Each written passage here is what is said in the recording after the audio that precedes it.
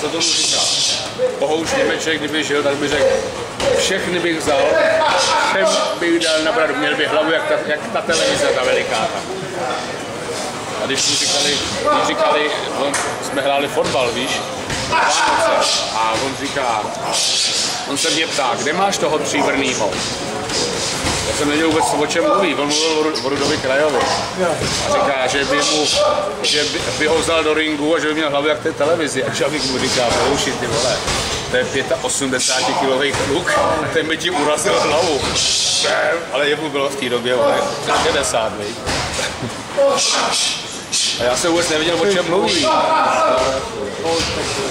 A pak jsem říkal, když Lukáše říkal, že zbije Konečnýho, já říkám, Bohouši, přijď na trénink, tak víš, já už jsem starý člověk, já mám ty ruce rozbitý, já říkám, ale proč to říkáš, oni v té hospodě, ale ty by mu to věřili, že by zbil Konečnýho na tréninku a tak dále.